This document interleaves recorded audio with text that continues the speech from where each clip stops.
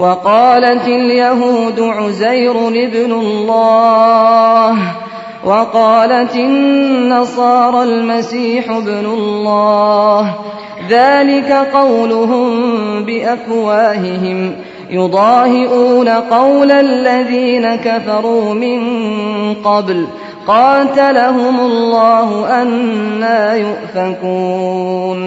یہودی کہتے ہیں کہ عزیر اللہ کا بیٹا ہے اور عیسائی کہتے ہیں کہ مسیح اللہ کا بیٹا ہے۔ یہ بے حقیقت باتیں ہیں جو وہ اپنی زبانوں سے نکالتے ہیں ان لوگوں کی دیکھا دیکھی جو ان سے پہلے کفر میں مبتلا ہوئے تھے۔ خدا کی مار ان پر، یہ کہاں سے دھوکہ کھا رہے ہیں۔ اتخذوا احبارهم ورهبانهم اربابا من دون الله والمسيح ابن مريم وما امروا الا ليعبدوا الها واحدا لا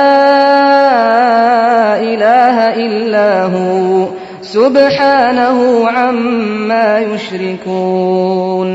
انہوں نے اپنے علماء اور درویشوں کو اللہ کے سوا اپنا رب بنا دیا ہے، اور اسی طرح مسیح ابن مریم کو بھی، حالانکہ ان کو ایک معبود کے سوا کسی کی بندگی کرنے کا حکم نہیں دیا گیا تھا، وہ جس کے سوا کوئی مستحق عبادت نہیں، پاک ہے وہ ان مشرکانہ باتوں سے جو یہ لوگ کرتے ہیں۔ یریدون ان یطفئوا نور اللہ بافواہہم ویأبی اللہ الا ان یتم نورہ ولو کرہ الکافرون۔ یہ لوگ چاہتے ہیں کہ اللہ کی روشنی کو اپنی پھوکوں سے بجھا دیں، مگر اللہ اپنی روشنی کو مکمل کیے بغیر ماننے والا نہیں ہے، خواہ کافروں کو یہ کتنا ہی ناگوار ہو۔ هو الذي أرسل رسوله بالهدى ودين الحق ليظهره على الدين كله ولو كره المشركون۔ وہ اللہ ہی ہے جس نے اپنے رسول کو ہدایت اور دین حق کے ساتھ بھیجا ہے تاکہ اسے پوری جنس دین پر غالب کر دے، خواہ مشرکوں کو یہ کتنا ہی ناگوار ہو۔ یا ایھا الذین آمنوا ان کثیرا من الاحبار والرہبان لیأکلون اموال الناس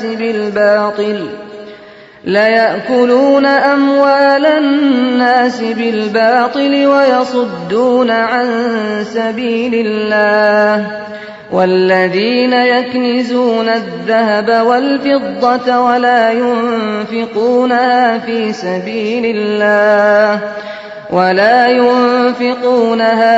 سبيل الله فبشرهم بعذاب أليم يوم يحمى عليها في نار جهنم فتكوى بها جباههم وجنوبهم وظهورهم هذا ما كنزتم لأنفسكم فذوقوا ما كنتم تكنزون۔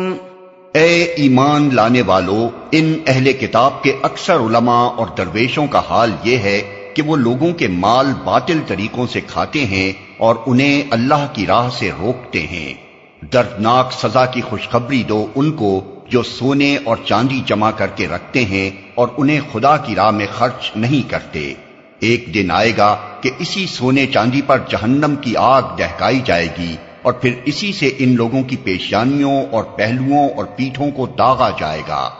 یہ ہے وہ خزانہ جو تم نے اپنے لیے جمع کیا تھا، لو اب اپنی سمیٹی ہوئی دولت کا مزہ چکھو۔ ان عدت الشہور عند اللہ 12 شہرا فی کتاب اللہ یوم خلق السماوات والارض منها 4 حرم ذلك الدین القیم فلا تظلموا فيهن أنفسكم وقاتلوا المشركين كافة